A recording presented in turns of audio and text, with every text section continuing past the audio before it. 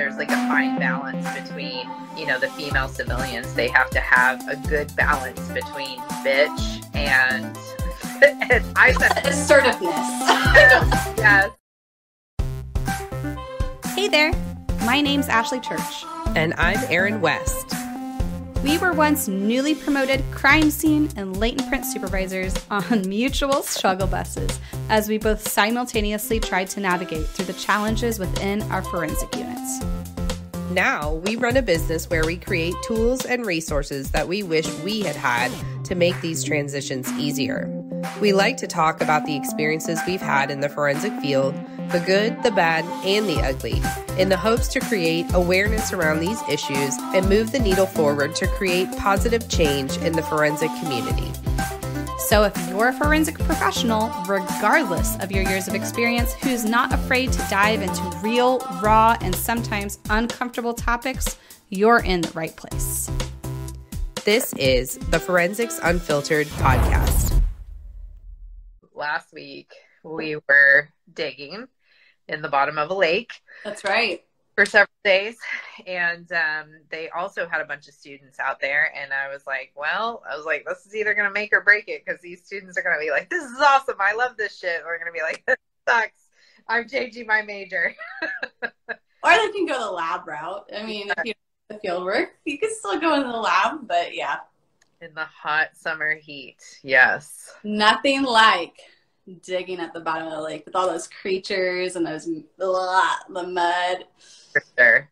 Love it. So we've been in the field, years and years. So some people may have had different experiences than us, depending on where they work, you know, how long they've been in the field. Maybe they've seen some things change for the good, and maybe they've seen things change for the worse. So we're just going to give you our accounts of what we've experienced as a female civilian. And for those of you that don't know, like, the term civilian and sworn, the sworn are the people that go to the police academy, they get sworn in. Those are the officers that usually carry guns. If you are a civilian, you're not going to the police academy. You're usually coming straight from college into the job market, and you're not wearing like weapons on you. Some people will get like pepper spray, but most agencies won't even give you that. So that's what we mean by sworn versus civilian. Yes, and both Ashley and I have been civilian employees throughout the course of our career. I have never been sworn, will never be sworn, should never be sworn. I'm definitely one of those people that knows that that's not my jam, and more power to all the police officers. I'm married to a police officer, and the stuff that, you know, they do, I have no interest in doing. And, you know, I'm a total wuss where all of any like that comes into play. So very thankful that there's other people out there willing to do that. That's not my jam at all, but it's not my jam either. But at least you have like his perspective too. So when you're talking about these things with him, you can hear a sworn perspective, which sometimes we kind of forget. Yeah, he'll legitimately walk right into a fight. Like if we're out somewhere and he sees like things starting to get rowdy, whereas I am like, we should go. We gotta get out of here. I gotta see what's going on. I'm like, oh my God, just leave him alone, you know? But not my personality. But Ashley and I were talking about this topic earlier today, like what the most significant issues we've had being female in forensics. And honestly, I think Ashley would agree with this, but the environments that I've worked in since I've started have been primarily female. The vast majority of forensic professionals that I work with, they're all female. Like our unit is entirely female right now. We have no men at all. And most of the local agencies are almost entirely female as well. So that is very common in the world that I've worked in, is just having everybody be a woman. Now, the challenges that come with that is being an all-female unit or a mostly female unit in a mostly male office space. You know, everybody that you're working with is primarily male. There's significantly fewer female officers than there are male officers. And so there is a certain dynamic that comes with having a whole group of female civilians working with an entire group of male sworn officers. But when we were talking about it earlier, the most significant thing I've personally experienced related to being female isn't necessarily like a sexist thing, like a male or female thing. It is literally just the ability to earn the respect of the sworn professionals that I work with. That's been the most difficult, challenging thing. And it's something that we repeatedly have to deal with. Every time I switch agencies, every time I switch jobs, I have to spend all this time building these relationships again, where the male sworn counterparts, or even some of the female sworn counterparts, will respect me and my knowledge and my skills as a civilian and as a female, you know? So that's been my most challenging thing. As a female civilian, it's hard to gain that respect. I feel like it takes longer than it would for a male. And I think because of that, and we're not like meaning this to be mean or calling anyone out, but I do feel like people that have been in the field for a lot longer than we have, I feel like the way that female civilians adapted due to the lack of respect or taking a long time to gain that respect is they turn into like a bitch. Yeah, like full bitch mode. Like that's how a lot of the old timer females like made it through their period of time when it was all male sworn. They're just like super bitches. And we were talking about this today earlier, that there's like a fine balance between, you know, the female civilians. They have to have a good balance between bitch and, and I said assertiveness. Yes, there has to be a fine balance between, because you can't be just a raving bitch all the time. No, but you do have sometimes you have to like, you know, get what you need. Yeah. So and that's unfortunate. Like, I don't feel like men have to have that struggle where they have to be such a dick just to get, you know, things for their unit or get things approved or for someone just to listen to them. You know, I don't feel like they have to go into full dick mode. Whereas females, sometimes you feel like that's your only option. Yeah, you definitely have to, you have to find the fine balance there for sure. And that's something that takes some mastery. Whereas, you know, I mean, we've definitely worked with and worked for women that have been in law enforcement for years, 20, 30 years. And they're just like, by the end of their career, it's just like the full bitch. No one wants to be around them all the time. Yeah. So definitely a fine balance for sure. But I think we talked about this in one of the other weeks, like the difference between civilian and sworn. And we have an example at the agency that I work at right now. Well, our digital forensics unit, it is a sworn unit. And there's a female in there now who was in our forensic department, and she was fabulous. Like, just a fabulous CSI. And she started as civilian. So, like, just to clarify, she started as civilian in the forensic unit. Yeah, came in as a civilian. She was fabulous, and she could not move into the digital forensic unit because she wasn't sworn. And so she went to the police academy. She went out on the road. She did 2 years time, and now she's in the digital forensic unit, and she's also fabulous in that unit, and they love her. It's hard for her not to be fabulous anywhere she goes because she's that type of person. But it's unfortunate that it's just like, just because you didn't go through that 6-month police academy, you're not smart enough to do digital forensics, which is complete bullshit. This individual was hella smart, still is hella smart. You know what I mean? So I'm not trying to make this a battle between sworn and civilian, but it is very frustrating in the forensic realm where it's like, you know, you don't have to be sworn to do this thing. Because lately they've been like, oh, we're short in that unit, we need more people in that unit. I was like, have you ever considered civilians? Like, just consider the civilians, because this particular person that they have, she would have done the same exact job as a civilian that she's done as a sworn, you know. And she, I mean, obviously she's female, and she had to fight that battle, and now they respect her and they think that she's amazing. She literally could have done the same job years ago. So exactly, like, that's something that you go to school for and you get a master in, and like, that's what she did. She has a master's in digital forensics, and it's like, I don't understand the mentality like, oh, you have to be on the road and like get to know what that feels like to do digital forensics. And I don't agree. Yeah, she's wonderful. But that's been the primary thing for me, is just not necessarily a lot of struggles because I was female, like really just earning the respect. Yeah. I got a lot of undermining, to be honest. Like especially when I stepped into, I honestly, even just as a forensic technician, like I would voice things on scene. Like, I know we need to do X, Y, and Z, but because I wasn't sworn, no one would listen. And sometimes that also happened when I stepped into the supervisor role, where, you know, I'm trying to make calls that as a forensic supervisor, I should be able to make a call, whether or not, you know, I need to position one of my people at this scene versus this scene, or how many people I need at this scene. And there was, in particular units or particular individuals I was working with, there was a lot of undermining, where they wouldn't listen, or they would go behind my back and like go up the chain and kind of like force my hand to do what they wanted me to do.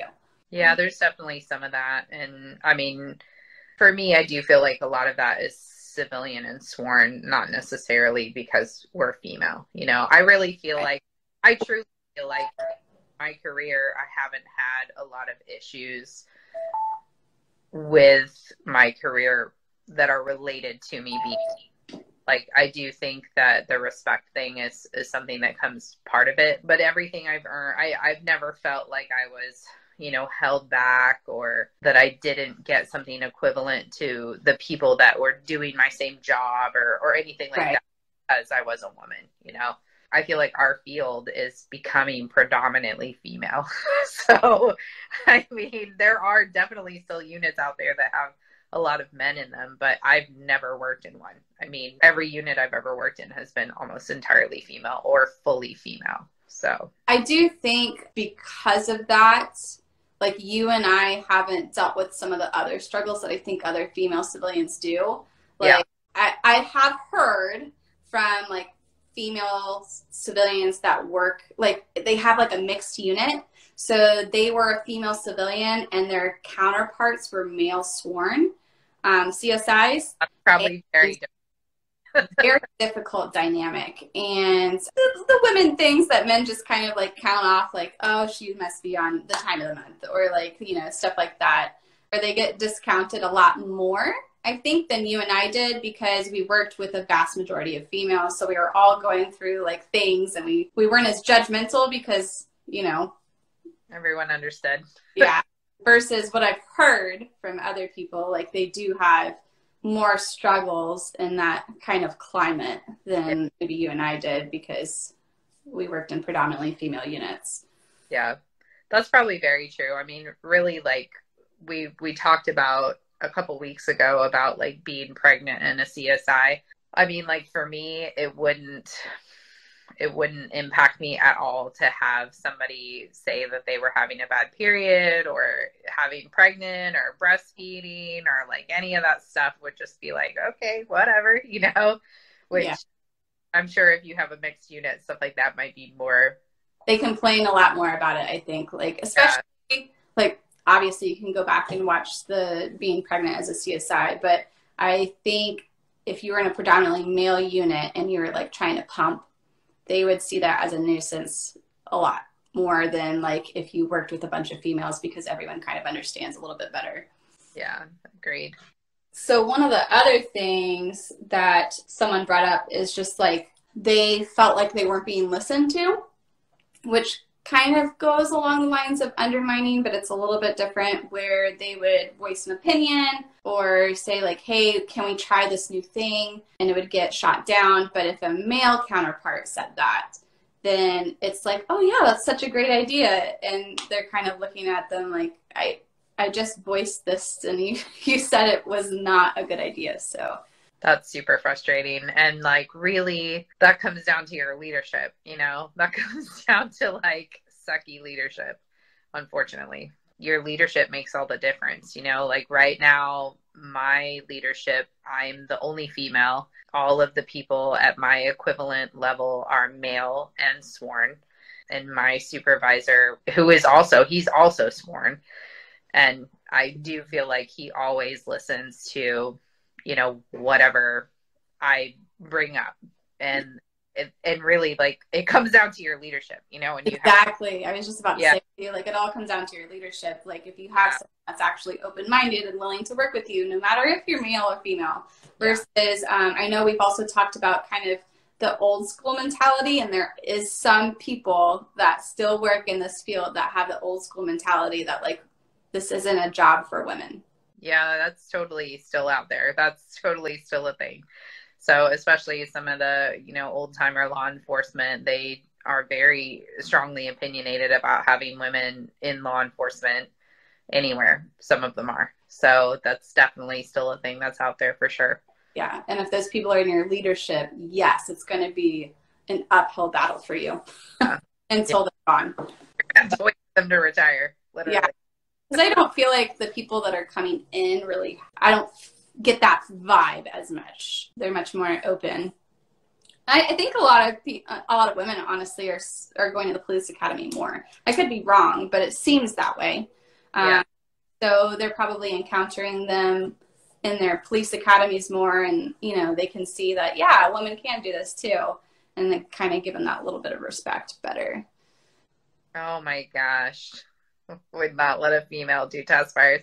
We just had, I mean, I told you guys we have an entirely female unit, and I had to call our range and say, hey, you know, we're going to start doing test fires. And the guys at the range were like, we'll do them for you. You know, we're not going to have the girls do them. Like, they can bring the guns and we'll test fire them. And I was like, no, like, we have so many that we have to do. Like, we can't wait for you guys to be available. I was like, the girls are going to be trained and the girls are going to do it, you know?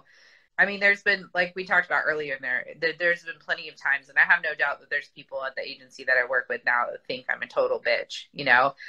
There are times when, you know, that has to come out and that authority has to be asserted, but it's taken a long road for me to be able to balance those, where everybody doesn't think you're a bitch all the time. Guess who ended up doing the test fire as a female? Yeah.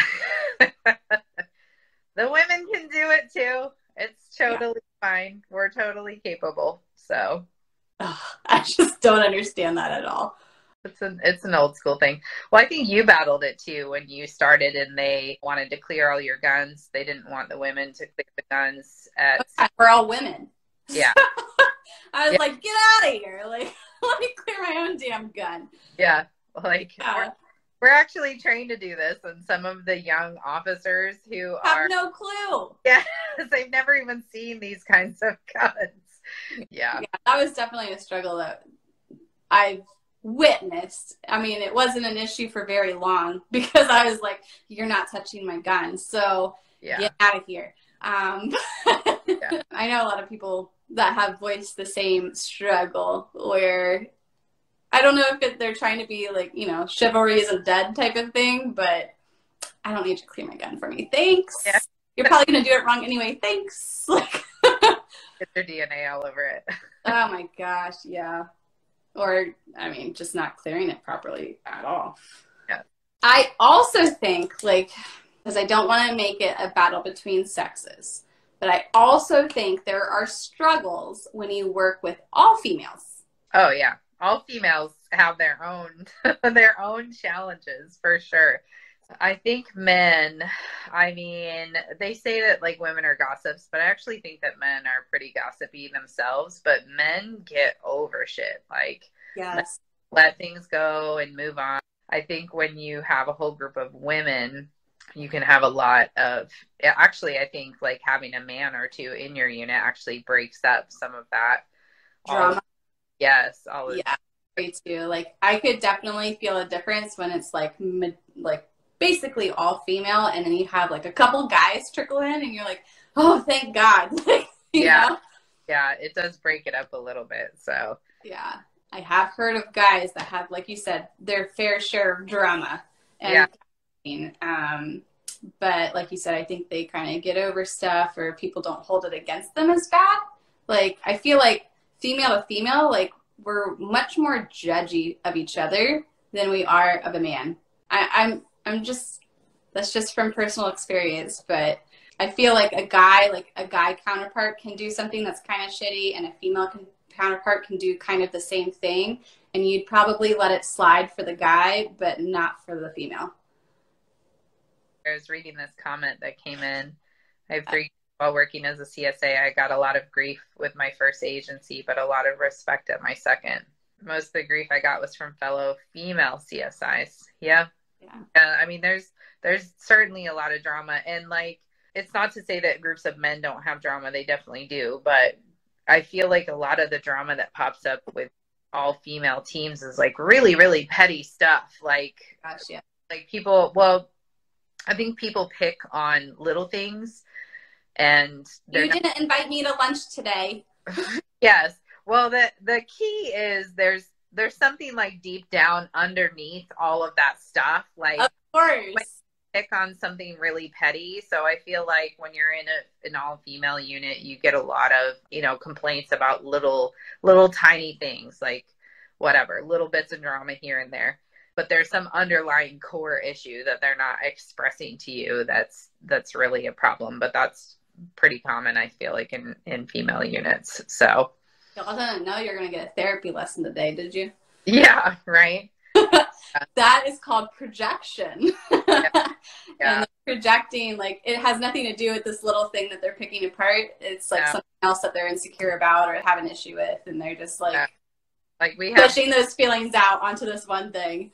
Yeah, we have another unit in our agency that's all female, and like some of the women started complaining that one of the women was too loud of a typer, and like, you got to do something about her keyboard. Her typing's too loud. She's too distracting, like, at the end of the day, if they really loved that person, they wouldn't give a shit how loud she typed. So the truth is there's an underlying problem, and they're finding like little things to nitpick. That's super common with a group of ladies.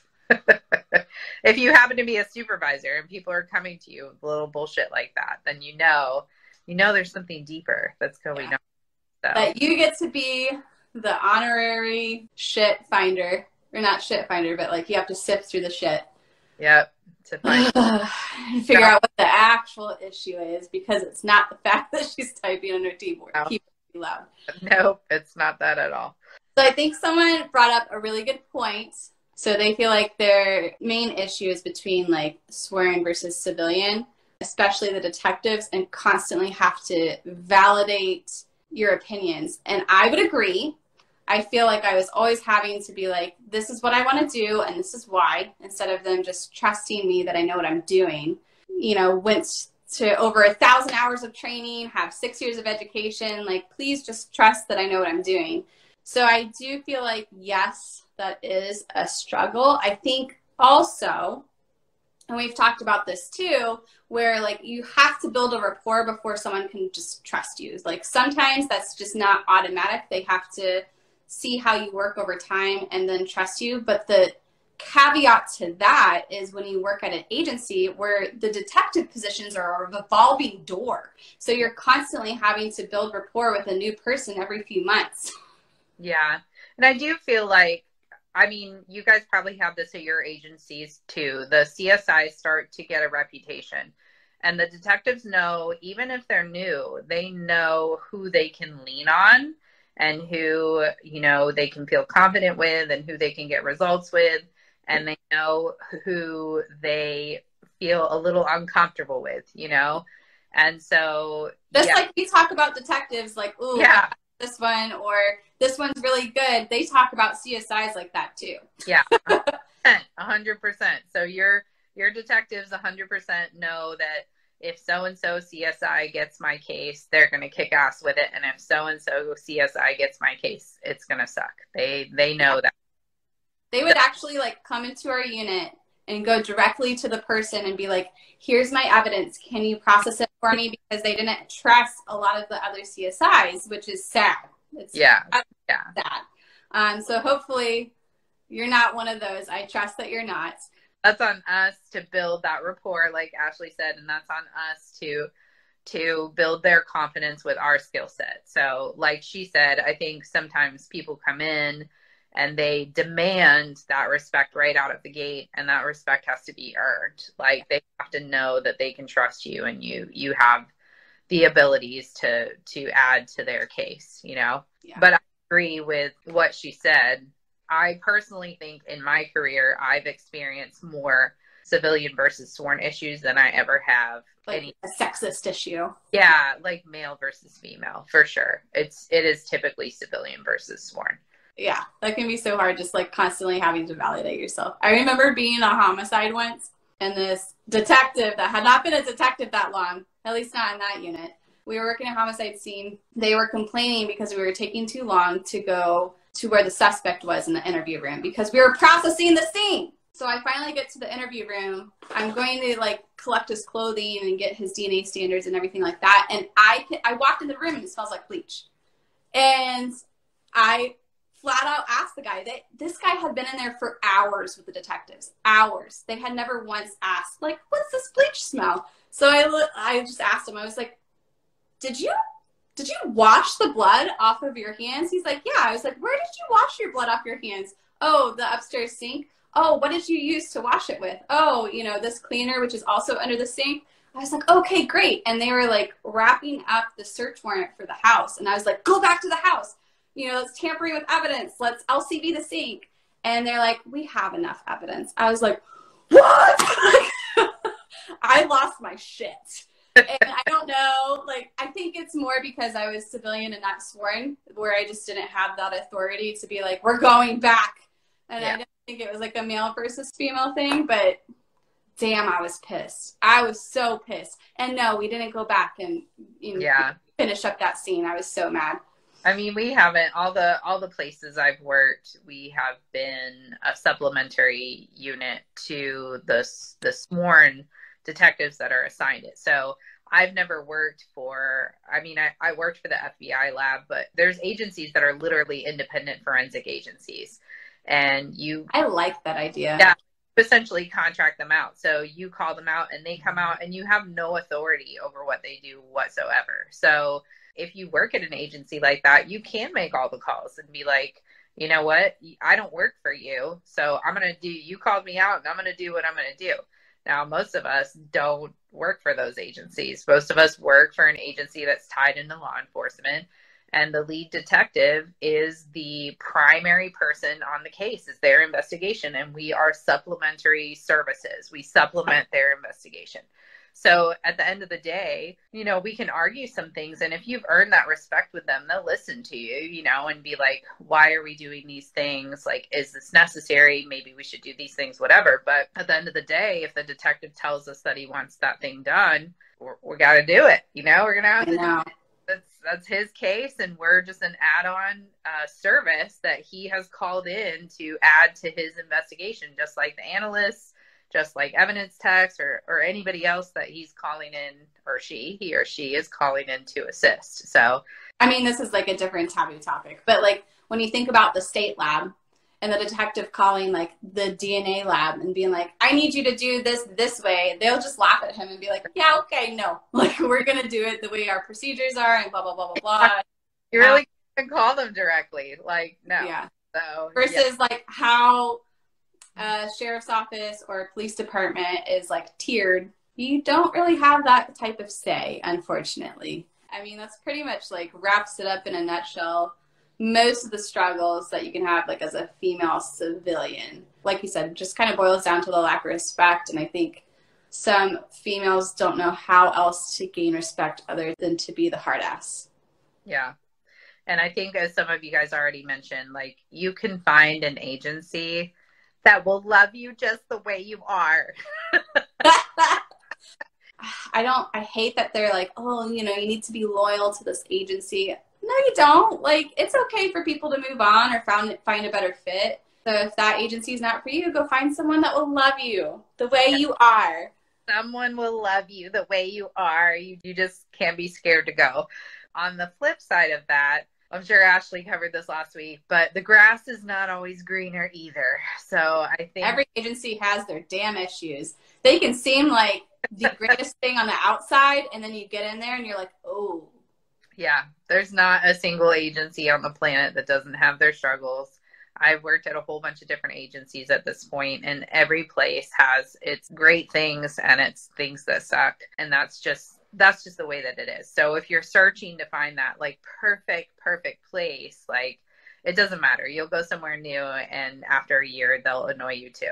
That's just kind of the way that it goes. But you can absolutely find, you know, a team that you love to work with, people you love to work with, leaders you love to work with, if you're willing to actually search that out, you know, and you're not scared to look around to find a place that's a really good fit for you and what you want for your career. And over the course of your career, that can change. You know, what's good for you now is not going to be the same thing that's good for you 10 years from now. So it's like car insurance, you know, we got to change our car insurance every couple of years. Totally okay. Totally. You don't have to be loyal to one company. You got to shop around for a better deal. Thank you so much for being here and listening to Forensics Unfiltered. If you liked this episode, would you do us a favor and leave a review letting us know specifically what you liked about this topic? It will only take a minute, but it will really help us plan future episodes so we can bring you more topics that you want to listen to.